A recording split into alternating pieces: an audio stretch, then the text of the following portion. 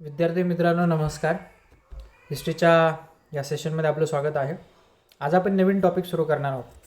आजचा जो आपला टॉपिक ऑफ डिस्कशन आहे तो आहे सोशो रिलिजियस रिफॉर्म मुवमेंट, सामाजिक धार्मिक सुधारणा चळवळी आपल्याला बघायचं आहे.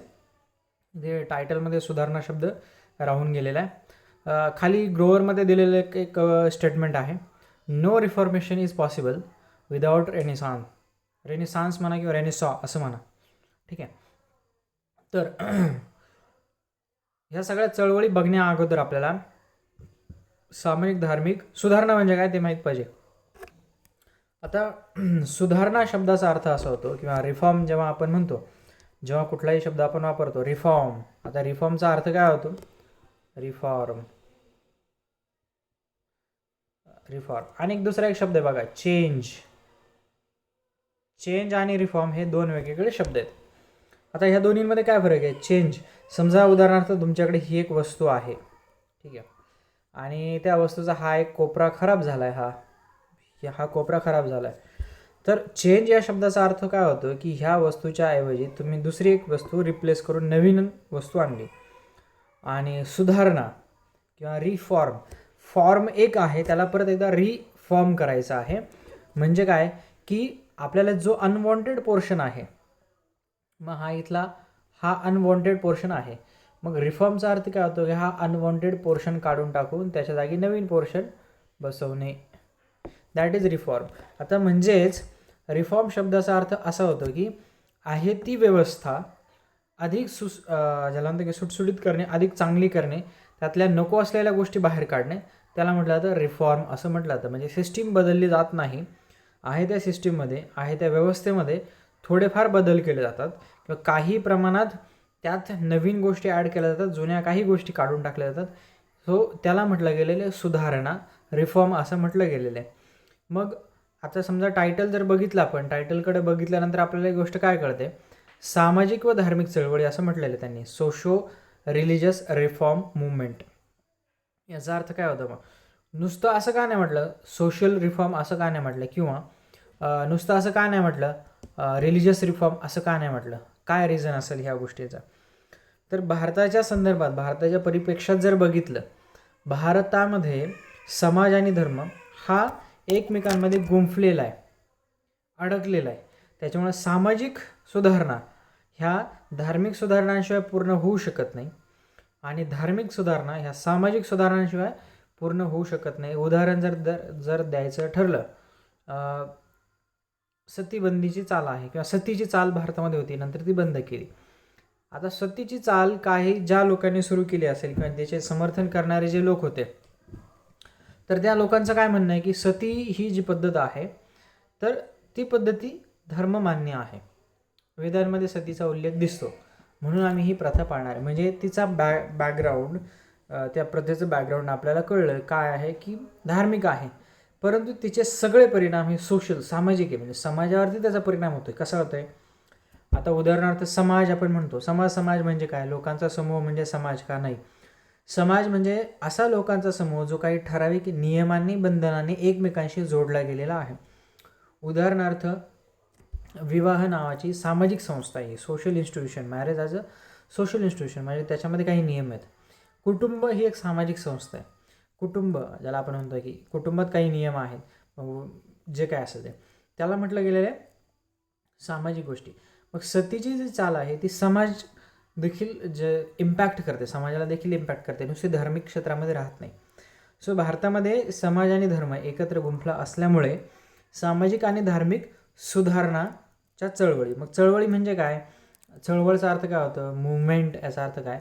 एक ठराविक लक्ष घेऊन ठराविक लोकांचा समूह किंवा ठराविक विचारांचा समूह काय करतोय, त्या लक्ष्याप्रती जाण्याचा प्रयत्न करतोय. म्हणजे त्यासाठी कायदेशीर मार्ग अवलंबेल, त्यासाठी लोकांचं प्रबोधन करण्यात येईल, त्यासाठी परिणामी ज्याला साम दाम दंडभेद ह्या गोष्टी देखील करण्यात येतील.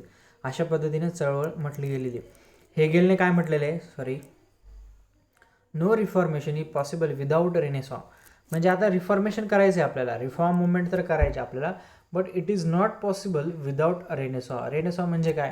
रेनेसान्स म्हणजे काय? युरोपमध्ये झालेलं, जनरली त्याला प्रबोधन युग असे म्हटलं जातं. प्रबोधन हा शब्द रेनेसॉन्सला पर्यायी शब्द नाही आहे. म्हणजे आपल्या शाळेमध्ये आपण 8वीच्या पुस्तकात प्रबोधन युग वाचतो. ते प्रबोधन शब्द एनलाइटनमेंटसाठी आहे आणि एनलाइटनमेंट जे आहे ते रेनेसॉन्सच एक प्रॉडक्ट म्हटलं जातं. 14व्या-15व्या शतकापासून युरोपमध्ये एक झालं की बौद्धिक चळवळीची लाट आली. म्हणजे लोकांच्या डोक्यात अचानक प्रकाश पडायला लागलेत, अचानक विज्ञानाचे शोध लावायला लागलेत लोक, जग फिरायला लागलेले आहेत, माणसाचा अभ्यास करायला लागलेले आहेत, निसर्गाचा पर्यावरणाचा अभ्यास करायला लागलेले आहेत आणि ज्या काही गूढ गोष्टी होत्या नेचरमध्ये असलेल्या मिस्टिक गोष्टी त्या सिम्प्लिफाईड करायला माणसाने सुरुवात केलेली. सो ह्युमॅनिझम तिथे आता उभा झालेला आहे. म्हणजे काय, आधी नेचर गॉड ह्या गोष्टींना जास्त महत्त्व आहे कम्पेअर टू ह्युमन. नंतर काय झालं, मानवाला जास्त महत्त्व आलं. तुम्ही जर बघितलं दा विन्सी जो आहे, लिओनार्डो दा विन्सी, त्याचं ॲनाटॉमीचं चित्र काढलेलं आहे. म्हणजे ॲनाटॉमीची ज्याला म्हणतो की पायाभरणी केली. म्हणजे शरीर विज्ञानशास्त्र ज्याला म्हणतो, माणसाचं शरीर सांगाडा कसा असतो, माणसाच्यावरती फोकस वाढलेला आहे रेनेसॉमध्ये. आणि रेनेसॉमध्ये काय झालेलं आहे, पुनरुज्जीवन झालेलं आहे. म्हणजे जुन्या काही ज्या काही अभिजात गोष्टी होत्या, म्हणजे साहित्य असेल, कला असेल, संस्कृती असेल, ते परत एकदा ह्या युरोपमध्ये उदयास आल्या. लिटरेचर, साहित्यामध्ये वाढ झाली. मग एकंदरीत ह्या लोकांची बौद्धिक घुसळण चालू झाली. त्या सगळ्या गोष्टींना काय म्हटलं गेलेलं, रेनेसॉ म्हटलं गेलेलं आहे. त्यातून मग मानवतावाद उदयास आला, ह्युमॅनिझम उदयास आला, म्हणजे मानवाला महत्त्व आलं. त्यानंतर त्याबरोबर त्याच्यानंतर आसपास प्रबोधन जे आहे ते सुरू झालेले, एनलाइटनमेंट ज्याला असं म्हटलं गेलेलं आहे. प्रबोधन किंवा त्याला इंग्रजीत एनलाइटनमेंट असं म्हटलं गेलेलं आहे. एनलाइटनमेंट आणि प्रबोधनमध्ये काय बेस आहे, एक बेस जो आहे तो रिझन आणि दुसरा जो आहे तो आहे लॉजिक आणि रिझन म्हणजे ज्याला म्हणतो विवेक असं म्हणतो ना, विवेकाचा आवाज बुलंद करा, विवेक, सत्सद विवेक बुद्धी जी असते तुम्हाला आम्हाला सगळ्यांना. आणि लॉजिक नावाची गोष्ट आहे, तर्क जे आहे, ह्या सगळ्या गोष्टींच्या आधारे विवेक आणि बुद्धी आणि तर्क याच्या आधारे कुठल्या गोष्टीला ज्याला म्हणतो की जज करणे, त्याला म्हटलं गेलेलं आहे एनलाइटनमेंट. मग ही सगळी ज्याला म्हणतो की प्रक्रिया, बौद्धिक प्रक्रिया सगळं संपूर्ण युरोपमध्ये चालू आहे ह्या काळात. आणि तिथून जे आहे त्याचे ज्याला म्हणतो की प्रभाव जो आहे तो भारतावरती देखील मोठ्या प्रमाणात झालेला आहे. म्हणजे भारतामध्ये एक प्रकारचं रेनेसॉ किंवा रिफॉर्मेशनचं युग जे आहे ते आपल्याला ह्या काळामध्ये आलेलं दिसतं. ठीक आहे. सो इथे हेगेलचं जे स्टेटमेंट आहे, काय सांगितलं आहे, जोपर्यंत तुमच्या डोक्यात प्रकाश पडत नाही, जोपर्यंत तुम्ही बुद्धीचा, तर्काचा, विवेकाचा वापर करत नाही, तोपर्यंत रिफॉर्मेशन होऊ शकणार नाही.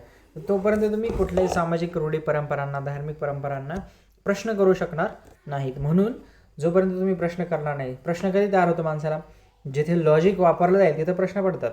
तर्क जिथे असतो तिथं प्रश्न असतो, तर्काशिवाय प्रश्न नसणार आहे. ठीक आहे. सो अशा पद्धतीने जे आहे ते आता रिफॉर्मेशन व्हायला सुरुवात होईल. युरोपमध्ये काय झालं आहे, एनलाइटनमेंटचं युग जे सुरू झालेलं आहे आणि सगळ्याच क्षेत्रामध्ये लोकांनी प्रश्न विचारायला सुरुवात केलेली, हे असं का, ते तसं का नाही, वगैरे वगैरे. आणि मग आपल्याला साधारण दिसतं बघा, तर्कवाद आहे, विज्ञानवाद आहे, सगळ्या क्षेत्रावरती जो आहे तो परिणाम झालेला आहे. त्याच वेळेस भारतात जर बघितलं तर भारत हा सुस्तावलेला दिसतो आपल्याला. आता बघा, आपण कायम इतिहास जो असतो तो कॉलोनियल हिस्ट्री आपण वाचतो, म्हणजे ब्रिटिशांनी जो लिहून दिला तो इतिहास वाचतो. म्हणजे ह्या काळामध्ये ब्रिटिश भारतामध्ये आहेत आणि ते सांगतायत की तुम्ही एकदम ज्याला म्हणतो की बारबारीक लोक आहात, रानटी लोक आहात, तुमच्यावरती रूढी परंपरा, अंधश्रद्धाचा फार मोठा पगडा आहे आणि आम्ही तुम्हाला सिव्हिलाइज करण्यासाठी, civilising mission, white man's burden theory आपण बघितलेली, त्यासाठी इथं आम्ही आलेलो आहे. एकंदरीत आम्ही चांगले आहोत हे जास्तीत जास्त सिद्ध करण्यासाठी तुम्ही अतिशय खराब आहात, तुम्ही अतिशय नीच गोष्टी करता, वगैरे वगैरे, हे ब्रिटिशांना दाखवणं गरजेचं होतं. त्यामुळं आपल्याला सगळ्या इतिहासाच्या पुस्तकामध्ये, कारण इतिहास हा ब्रिटिशांनी लिहिलेला आहे आपल्याला भारतामध्ये, 1817मध्ये पहिलं भारताच्या इतिहासाचं पुस्तक लिहिलं गेलं, history of British India, James मिलने.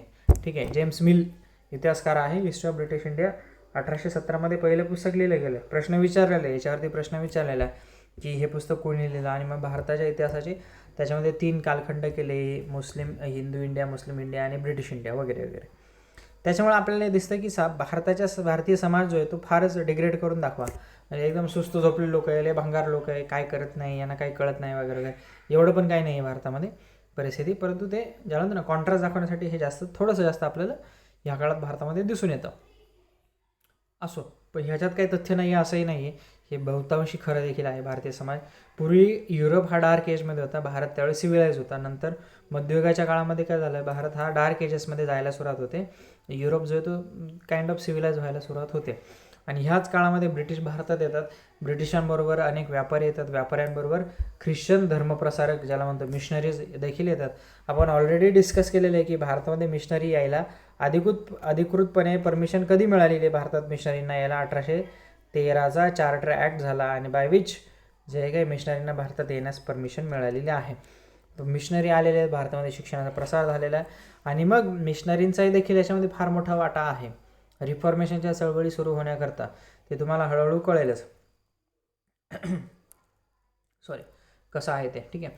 आणि मिशनरींनी त्याच्यानंतर भारतामध्ये आणलेले एज्युकेशन असेल, सुरुवातीला सगळे एज्युकेशन जे आहे ते मिशनरी थ्रू भारतामध्ये पेनिट्रेट करायला लागलेलं आहे, ठीक आहे. वेस्टर्न एज्युकेशन आले, सायन्स आलेले, इंग्रजी शिक्षण आलेले, मग नवीन विचार भारतात हळूहळू रुजायला लागलेले. उदारमतवाद ज्याला लिबरलिझम म्हणतात, उदारमतवाद असला पाहिजे आपला. कन्झर्वेटिव्ह ज्याला म्हणतात की रूढी परंपराला बांधले गेलेलं आपण नसायला पाहिजे.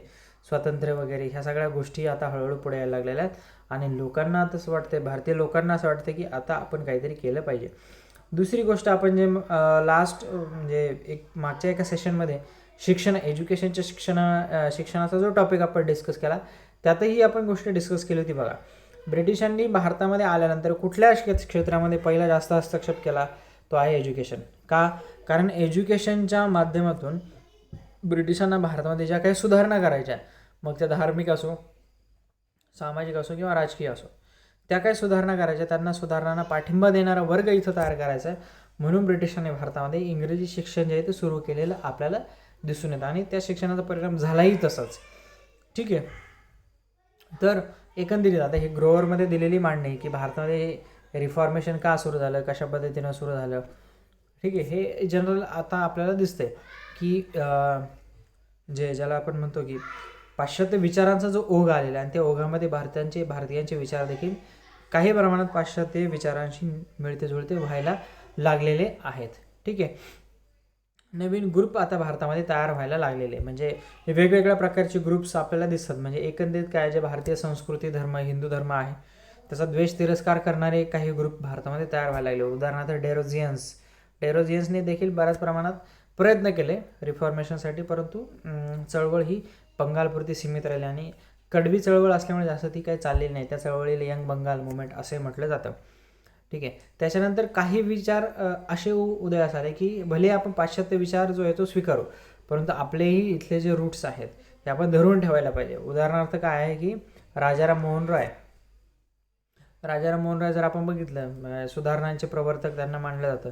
आता त्यांनी जो ब्राह्मण समाज सुरू केला, त्या ब्राह्मण समाजामध्ये त्यांच्या ज्या बैठक व्हायच्या, सत्संग सभा टाईप, ज्याला आपण सत्संग शब्द नाही आहे परंतु तशा पद्धतीच्या ज्या बैठका व्हायच्या, त्याच्यामध्ये उपनिषदांमधल्या श्लोकांचं मंत्रांचं जे ते उच्चारण केलं जायचं. म्हणजे जो हिंदू धर्म आहे, भारतीय परंपरा आहे, त्याच्यापासून पूर्ण तुटलेलं नाही, परंतु पाश्चिमात्य उदारमतवाद जो आहे तो, त्यानंतर मानवतावाद जो आहे तो स्वीकारलेला आहे. ख्रिश्चन धर्मातली काही चांगली तत्त्व, इस्लाममधली काही चांगली तत्त्व राजाराम मोहन रायने स्वीकारलेली आहेत, ठीक आहे. आणि तिसरा एक ग्रुप जो आहे तो काय आहे की पाश्चात्य संस्कृतीपेक्षा भारतीय संस्कृती ही निश्चितच महान आणि सुसंस्कृत आहे. We are more civilise than the western world असे मानणारे काही जे आहेत गट आहेत. उदाहरणार्थ रामकृष्ण मिशन असेल, स्वामी विवेकानंद असेल ते, ठीक आहे. सो अशा पद्धतीने भारतामध्ये वेगवेगळे गट उदयास यायला लागले आणि मग सुधारणा देखील त्याचप्रमाणे भारतामध्ये व्हायला लागलेल्या आहेत. काही ज्या सुधारणा आहेत त्या काय आहे की नवीन प्रकारच्या सुधारणा झालेल्या, म्हणजे काय सुधारणावादी गट रिफॉर्मिस्ट भारतामध्ये आलेले आहेत. ब्राह्मो समाज आहे, अलीगढ मुवमेंट आहे, प्रार्थना समाज आहे, काय रिनोव्हेशन करणारे आलेले आहेत. म्हणजे काय पुनरुज्जीवन करायचं, भारताच्या संस्कृतीचं पुनरुज्जीवन करायचं आहे. उदाहरणार्थ काय आर्य समाज आहे, रामकृष्ण मिशन आहे, ठीक आहे. सो वेगवेगळ्या प्रकारच्या रिफॉर्म मुवमेंट भारतामध्ये दिसतात. सो भारतातल्या रिफॉर्म मुवमेंट सामाजिक आणि धार्मिक सुधारणाच्या चळवळी आहेत, ह्या काही अशा मोनोलिथिक नाही आहे, म्हणजे एक जीव किंवा एक संध नाहीत, त्याच्यामध्ये वेगवेगळे प्रकार आपल्याला दिसून येतात, ठीक आहे. आपण एक सुधारणा चळवळ आणि त्याच्यावरती परीक्षेला विचारण्यात जाणारे जे प्रश्नांचे जे टॉपिक आहेत ते आपण बघूयात. आपण बंगालपासून सुरुवात करूयात. का? कारण बंगालमध्ये सुरुवातीला इंग्रजी एज्युकेशनचा प्रसार झालेला आहे. पाश्चिमात्य विचारात सर्वात जास्त आणि सर्वात प्रथम जो प्रभाव जो आपण म्हणतो तो प्रभाव आपल्याला कुठे दिसतोय, बंगालवरती पडलेला दिसतोय आणि त्याच्यामुळे बंगालमध्ये डेव्हलपमेंट देखील त्या प्रमाणात सुरुवातीला झालेली. कलकत्ता ही ब्रिटिशांची राजधानी 1911पर्यंत आहे. 1911ला भारताची राजधानी दिल्लीला शिफ्ट केली. लॉर्ड लेकने जेव्हा ती दिल्ली जिंकून घेतली त्यानंतर 1911ला लॉर्ड लेकने आधीच जिंकली होती दिल्ली सेकंड मराठा वॉरच्या वेळेस, परंतु 1911ला कॅपिटल जी आहे ती शिफ्ट झालेली आहे. ठीक आहे. राजा राममोहन रॉय. बऱ्याचदा आपल्याकडे एक राजाराम शब्द असल्यामुळे आपण मराठी लोक जे आहोत आपण काय करतो, राजाराम मोहन रॉय असं त्यांचं नाव करतो. त्यांचं नाव तसं नाही, राजा राम मोहन रॉय असं आहे.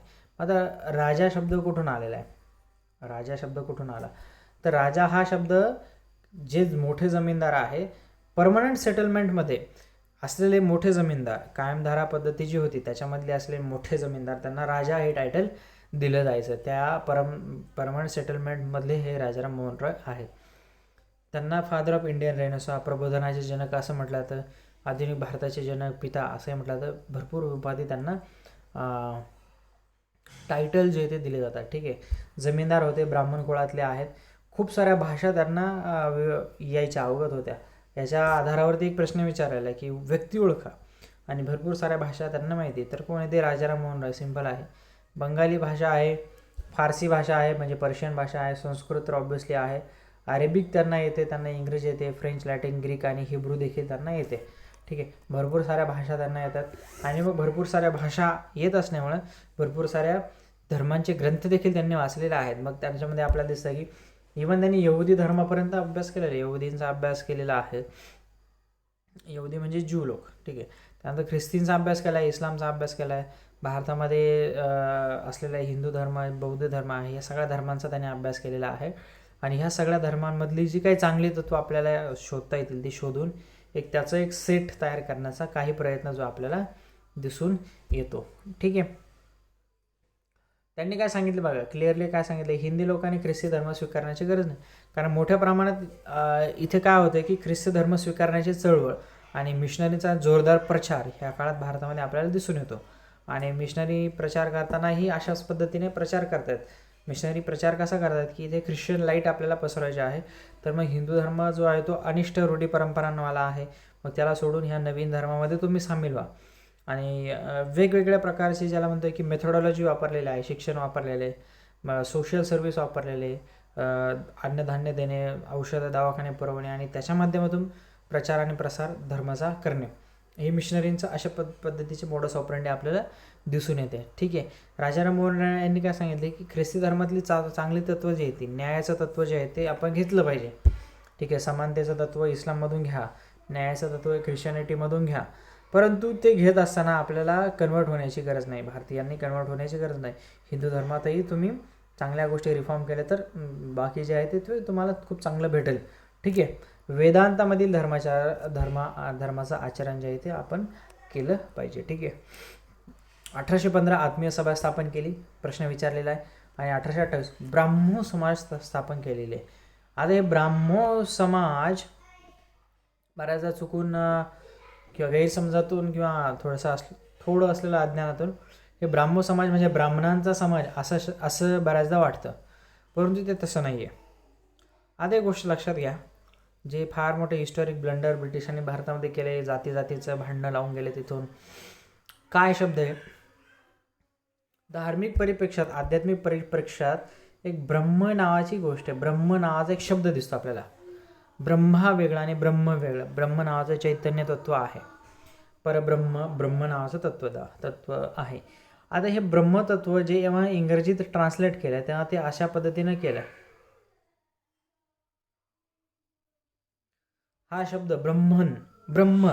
ब्रह्म शब्द इंग्रजीत असा लिहिला गेला, परंतु ते नंतर भारतीय इतिहासकारांनी किंवा भारतीयांनी वाचतानाच त्याचं ब्राह्मण असं केलं. आणि मग हे ब्रह्म इज इक्वल टू ब्राह्मण झालं. ब्राह्मण ही काय माणसाने तयार केलेल्या जातीला नाव ब्राह्मण दिलेले.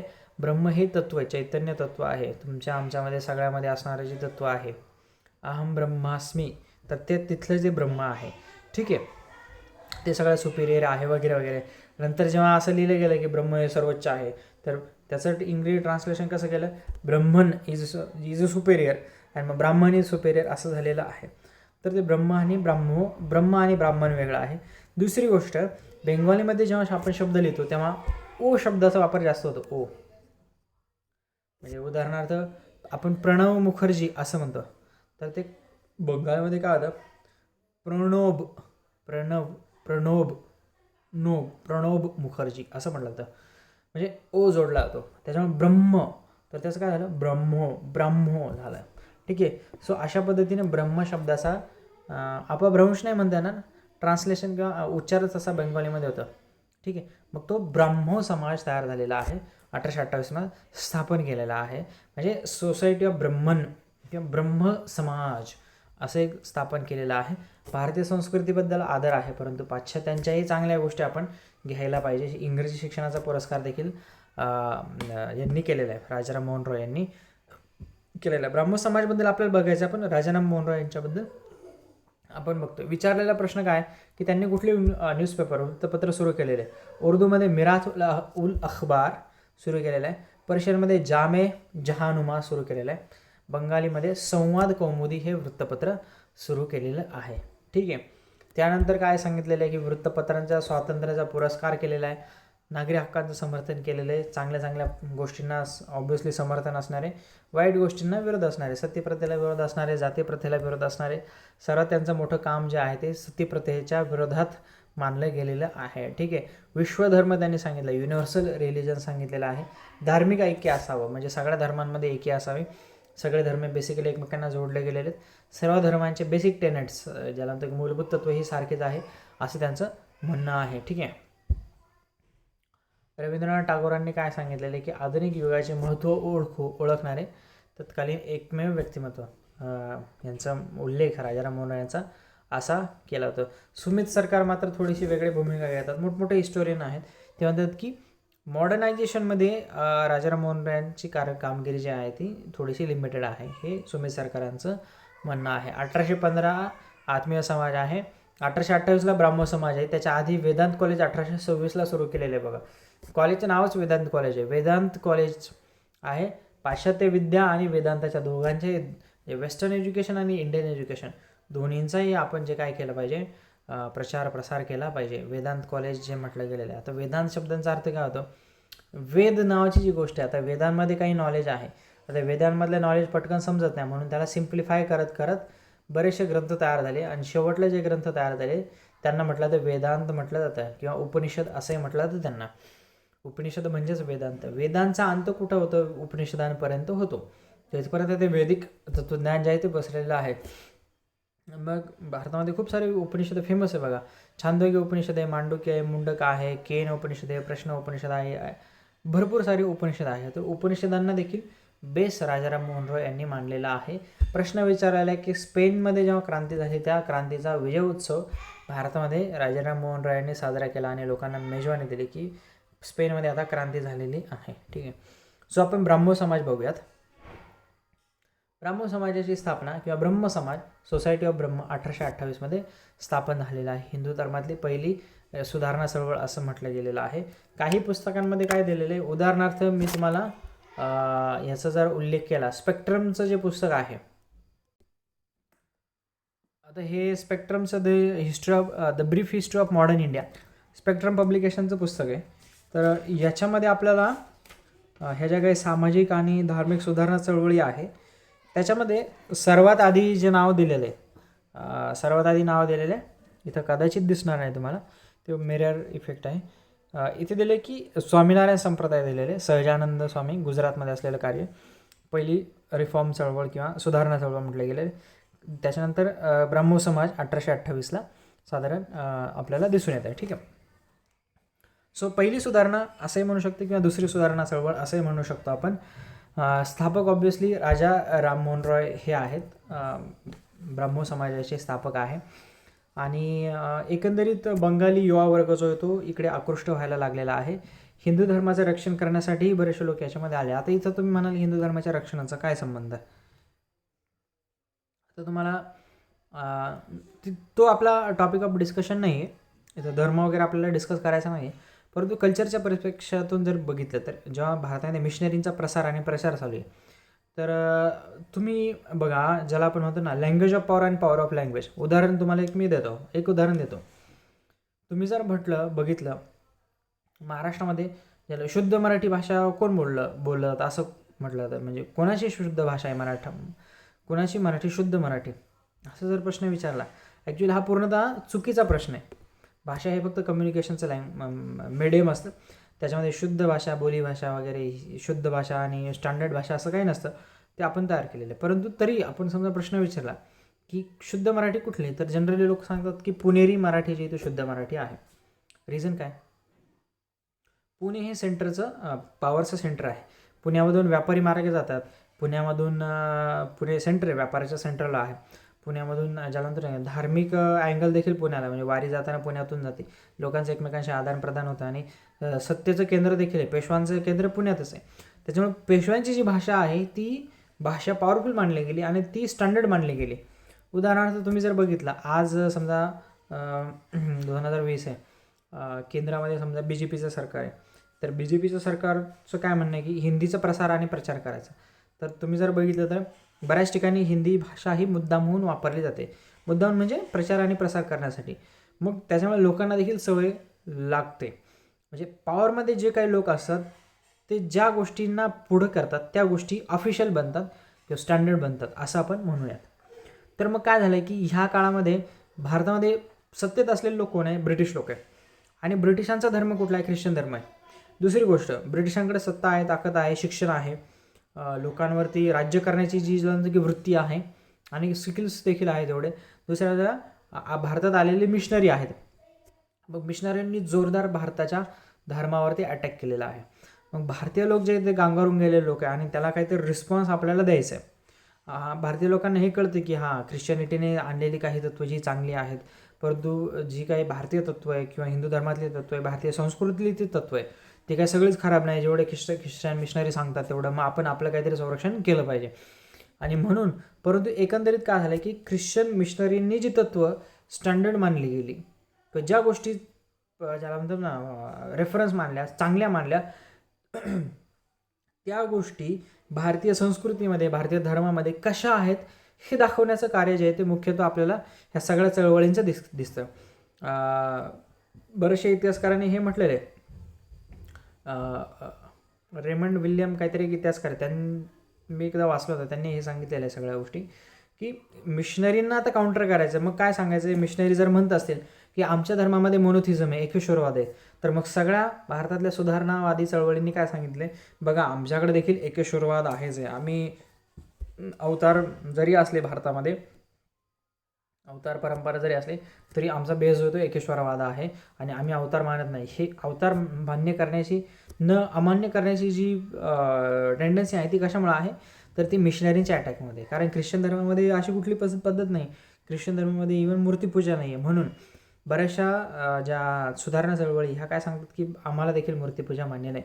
म्हणजे त्या तत्त्वांना अनुरूप असणारी जी तत्त्व जी आहे ती हिंदू धर्मात शोधून काढण्याचं काम ह्या सगळ्या लोकांनी केलेलं आहे. तसं बघितलं तर खूप वाईडर ज्यानंतर ना की अंडरस्टँडिंग आहे हिंदू धर्माचा.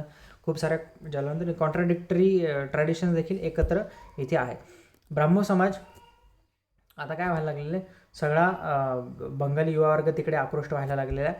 आपल्या धर्मामध्ये असलेल्या ज्या काही गोष्टी, अनिष्ट गोष्टी ज्या त्या नष्ट करण्याचं काम ह्या लोकांनी सुरू केलेलं आहे. मग काय दाखवायचं बघा, मूर्तीपूजा. ख्रिश्चन मिशनरी काय सांगतात की मूर्तीपूजा चुकीची आहे. मग यांनी सांगायला सुरुवात काय केली की आमच्याकडे वेद जे आहेत त्याच्यामध्ये देखील मूर्तीपूजा नाही आहे आणि तुम्ही जो मानवतावाद सांगता, ह्युमॅनिझम, तो आमच्याकडे उपनिषदांमध्ये देखील सांगितलेला आहे. मग त्याच्यावरती अभ्यास व्हायला सुरुवात केली. उपनिषदांचं ट्रान्सलेशन बंगालीमध्ये केलेलं आहे, स्वतः राजाराम मोहन रॉय यांनी केलेलं आहे. ठीक आहे. आणि तुम्ही राजाराम मोहन यांचं काय म्हणणं आहे की येशूला जो काही तुम्ही, येशू ख्रिस्तांना जे काही तुम्ही देव मानता, गॉड मानता, त्याला माझा विरोध आहे. परंतु तुमच्याकडे ख्रिस्ती धर्मामध्ये असलेले जे काही तत्त्व आहे, मानवतावादाचं तत्त्व जे ते आम्हाला मान्य आहे. समन्वय करण्याचा प्रयत्न जो आहे तो ह्या विचारांमध्ये केलेला आहे. प्रश्न इथे देखील एक बनू शकतो आपल्याला, तत्त्व काय आहेत ह्या समाजाची. एक प्रकारचा संप्रदाय जो आहे तो संप्रदायच मानूयात आपण तात्पुरता ब्राह्म समाजाला. मग तत्त्व काय आहेत, तर मोनोथिझम, एकेश्वरवाद, म्हणजे काय, ईश्वर एकच आहे. मग ईश्वर जरी एक असला मग तो राम, कृष्ण, शंकर, हनुमान असे अवतार कसे घेईल, म्हणून अवतारवाद मान्य नाही आहे. ठीक आहे. आता याचं काही ज्या सुधारणा चळवळी आहेत, काही रिफॉर्म मुवमेंट जे आहे ते एकश्वरवाद मानतात आणि अवतारवादही मानतात. ठीक आहे. मग त्यांचं काय म्हणणं आहे की ईश्वर एक आहे, परंतु ईश्वर हा अवतार घेण्यासाठी समर्थ आहे. हे धार्मिक चर्चा आहे सगळ्या, अध्यात्म आपल्याला तिकडे जायचं नाही. परंतु तत्व बघतो आपण, एकश्वरवाद आहे, अवतार मान्य नाही. जर भगवंत अवतार घेत नाही, देव अवतार घेत नाही, मग देवाची मूर्ती कशी असेल, म्हणून मूर्तीपूजा मान्य नाही आहे. त्यानंतर काय सांगितलं की विवेकाचा आवाज जो आहे तो आम्ही ऐकतो. जाती व्यवसायाला जो आहे तो विरोध केलेला आहे. कर्मसिद्धांत आणि पुनर्जन्म, लॉ ऑफ कर्म किंवा डॉक्टर ऑफ कर्म अँड रिबर्थ याच्याविषयी जास्त काही बोललेले नाही आहेत. ठीक आहे. ती गोष्ट थोडीशी झालं म्हणतं की संदिग्ध ठेवलेली आहे राजाराम मोहन रॉय यांनी. ठीक आहे. उपनिषदांमधला ईश्वर जो आहे तो एकच आहे आणि ते जे आहे ते मुख्य तत्व आपल्याला दिसतंय ब्रह्मसमाजामध्ये. ईश्वर हा निर्गुण आहे आणि निराकार आहे. निर्गुण निराकार ह्या दोन वेगवेगळ्या गोष्टी. निर्गुण म्हणजे काय की कुठलाही गुण नाही ईश्वरामध्ये, गुण नाही म्हणजे ईश्वराला गुण नाही आहेत. गुण म्हणजे काय, जसं तुमच्या आमच्यामध्ये गुण असतो, म्हणजे माझा स्वभाव म्हणजे गुण म्हणूयात आपण. असा काही स्वभाव नसतो, म्हणजे मला काहीतरी आवडतं, मला काहीतरी डिसलाईक करतो मी, माझा रागीट स्वभाव आहे, कोणाचा खूप असा स्वभाव आहे, तसं काही ईश्वरामध्ये नाही. गुण म्हणजे गुण जे हे पंचभूतांनी तयार झालेलं मानवी शरीर जे त्याच्यामध्ये आपल्याला गुण दिसतात, ईश्वरामध्ये गुण नाही. निराकार आहे, सर्वव्यापी आहे आणि शाश्वत आहे, ज्याला आपण म्हणतो की सस्टेनेबल आहे. ईश्वर काय काल होता, आज होता, उद्याही राहणार आहे. ठीक आहे. मूर्तीपूजा नसल्यामुळे काय की ऑब्व्हियसली शिल्प वगैरे नाही आहे. उपनिषदांमधले उतारे वाचून प्रार्थना म्हटले जायचं. भक्ती देखील मान्य आहे बघा, भक्तीला देखील विरोध केलेला नाही आहे. ठीक आहे. चारित्र्य सद्गुण ह्या गोष्टींना ज्याला म्हणतो की प्राधान्य दिलेलं आहे. ब्राह्मो समाजाला विरोध करण्यासाठी राधाकांत देव यांनी धर्मसभा नावाची संस्था सुरू केलेली आहे. प्रश्न विचारू शकतात, राधाकांत देव धर्मसभा आहे. 1833ला राजाराम मोहन रॉय यांचा मृत्यू झाल्यानंतर काय झाले, ब्राह्मो समाजाचं पतन सुरू झालेलं आहे. आपण बघणार आहे पुढे काय झाले, राजाराम मोहन रॉय यांच्या नंतर काय झालेले. राजाराम मोहन रॉय यांनी 1829 साली त्यांच्या प्रयत्नांनी काय झालेले, विल्यम बेंटिक यांनी काय केले, बंगालमध्ये सतीबंदीचा कायदा केलेला आहे. नंतर 1830मध्ये तो बॉम्बेमध्ये देखील लागू झालेला आहे. सतीबंदीचा कायदा 1829ला. ठीक आहे. ब्राह्मो समाजामध्ये आता कुठल्या व्यक्ती आहेत, महत्त्वाच्या दोन आहेत. एक तर आहे देवेंद्रनाथ टागोर आहे आणि त्याच्यानंतर केशवचंद्र सेन आहे. रवींद्रनाथ टागोरांच्या वडिलांनी केशवचंद्र सेन. ठीक आहे.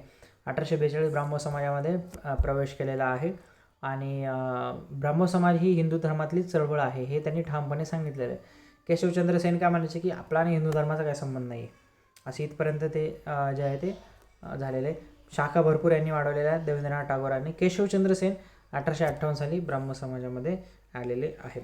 ठीक आहे. केशवचंद्र सेन आचार्य म्हणून त्यांची नियुक्ती झालेली आहे. उदारमतवादी व्यक्ती आहे, लोकप्रिय आहे आणि प्रचार प्रसार भरपूर मोठ्या प्रमाणात त्यांनी केलेला आहे. ठीक आहे. आणि थोडंसं जे ओरिजिनल ब्राह्मो समाजाचे जे प्रिन्सिपल्स होते त्याच्यापासून थोडं दूर जाण्याचा प्रयत्न जो आहे तो करायला केशवचंद्र सेन, आचार्य केशवचंद्र सेन यांच्या याच्यात झालेला हिंदू धर्माला संकुचित मानलेला आहे. म्हणून काय केले, टागोरांनी त्यांना आचार्य पदावरून 1865 साली काढून टाकलेला आहे. मग काढून टाकल्यानंतर जो ओरिजिनल आदी ब्राह्मो समाज आहे त्याला आदी ब्राह्मो समाज असं नाव पडलं गेलेलं आहे. आदी ब्राह्मो समाज पडलं गेलेले आणि ब्राह्मो समाजातून बाहेर काढल्यानंतर 1866मध्ये 65ला बाहेर काढलं, 66ला ब्राह्मो समाज ऑफ इंडिया, भारतीय ब्राह्मो समाजची स्थापना केशवचंद्र सेन यांनी केली आणि आदी ब्राह्मो समाज म्हणजे ओरिजिनल ब्राह्मो समाज देवेंद्रनाथ टागोर यांच्याकडे असलेला. ठीक आहे. हळूहळू काय झालं की केशवचंद्र सेन यांची मक्तेदारी एक प्रकारची ब्राह्मो समाजामध्ये सुरू झालेली आहे. केशवचंद्र सेन यांनी काय सांगितलं की बालविवाह करू नये, बालविवाहाला विरोध होता. परंतु काय झालेलं की स्वतःची 13 वर्षाची मुलगी ती एका राजाबरोबर त्यांनी त्या मुलीचं लग्न लावून दिलं. मोठा राजा होता, त्याचं वय भरपूर आहे, कूचबिहारचा राजाबरोबर लावून दिलेलं आणि सांगितले की ईश्वराची मला अशी आज्ञा झालेली आहे. आणि मग त्याच्यानंतर अनुयायांचा त्यांच्यावरचा विश्वास अजून कमी झाला. स्वतः जर बालविवाहाच्या विरोधात प्रचार करतात परंतु मुलीचा बालविवाह करतात, तर काही अनुयायी तिथून बाहेर पडलेले आहेत त्यांचे. ठीक आहे. मग त्यांच्या अनुयायी बाहेर पडल्यानंतर त्या भारतीय ब्राह्मो समाजामध्ये परत एकदा फूट पडली आणि त्यांच्या अनुयायांनी साधारण ब्राह्मो समाज स्थापन केलेला आहे आणि त्यांच्या अनुयायांनी साधारण ब्राह्मण समाज स्थापन केल्यानंतर केशवचंद्र सेन यांनी मग परत एकदा न्यू डिस्पेन्शन किंवा त्याला त्यांनी नवविधान किंवा नवविधान जे आहे ते सुरू केलेलं आहे. एक धार्मिक सुधारणा चळवळसारखंच नवविधान केशवचंद्र सेन यांनी सुरू केलेलं आहे, परंतु त्याचा इतिहासामध्ये जास्त उल्लेख नाही मिळत आपल्याला, कारण काय नंतर कार्यकाळ जो आहे तो कमी त्यांचा राहिलेला आहे. ठीक आहे. सो ब्राह्मण समाजाचं कॉन्ट्रीब्युशन सगळ्यात मोठं काय म्हणते ना आपल्याला, परदेश यात्रेबद्दलचे अपसमज दूर केलेले त्यांनी, बालविवाहाला विरोध केलेला, सतीप्रथेला विरोध केला, बहुपत्नीत्वाला विरोध केला, स्त्रीला प्रतिष्ठा दिली गेली पाहिजे, जातीयतावादाला विरोध केलेला आहे, विधव्यांच्या विवाहाला समर्थन केलेले, अस्पृश्यतेला विरोध केलेला आहे. सो अशा पद्धतीनं ब्राह्मण समाजाचं हे एकंदरीत कार्य आहे. ह्या स्पेक्ट्रमच्या पुस्तकामध्ये आपल्याला एक दोन डेटा जो आहे ते एक दोन गोष्टी मी वाचतो, तुम्हाला तुमच्यासाठी लिहून घ्या वाटल्यास, कारण त्याच्यावरती तसा एक प्रश्न विचारलेला आहे. ठीक आहे. राजा राममोहन राय यांनी संवाद कौमुदी जे आहे ते सुरू केलेलं आपण बघितलं बंगालीमध्ये. ठीक आहे. मिरातुल अखबार देखील आहे. देवेंद्रनाथ टागोरांनी जे आहे तत्वबोधिनी पत्रिका सुरू केलेली आहे. हे विचारलेला प्रश्न आहे, तत्वबोधिनी पत्रिका. तत्वबोधिनी, सॉरी हे व्यवस्थित लिहिलं जात नाही माझ्याकडून, तत्वबोधिनी पत्रिका आहे, पत्रिका, तत्वबोधिनी पत्रिका देवेंद्रनाथ टागोर यांनी सुरू केलेली आहे. ठीक आहे. केशवचंद्र सेन यांनी इंडियन मिरर सुरू केलेले आहे. इंडियन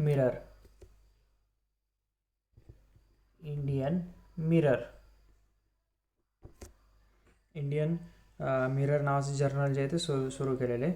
ठीक आहे. त्यानंतर जेव्हा साधारण ब्राह्मण समाज स्थापन झाला, म्हणजे केशवचंद्र सेन यांच्या अनुयायांनी जो साधारण ब्राह्मण समाज सुरू केला, ह्या ब्राह्मण समाजाने देखील आपली एक पत्रिका जी आहे ती सुरू केलेली आहे. त्याला नाव दिले त्यांनी तत्वकौमुदी. कारण संवाद कौमुदी आपल्याला माहिती आहे, पण तत्वकौमुदी काय आहे? तत्वकौमुदी हे साधारण ब्राह्मण समाजाचं जर्नल आहे. ठीक आहे. त्याच्यानंतर द इंडियन मेसेंजर देखील साधारण ब्राह्मण समाजाचं आहे. द इंडियन मेसेंजर, साधारण ब्राह्मण समाजाचं द इंडियन मेसेंजर. ठीक आहे. द इंडियन मेसेंजर आहे. सो अशा पद्धतीनं आपण ब्राह्मण समाज बघितलेला आहे. सामाजिक धार्मिक सुधारणा चळवळींचं बॅकग्राऊंड बघितलं आहे, ब्राह्मण समाज बघितला.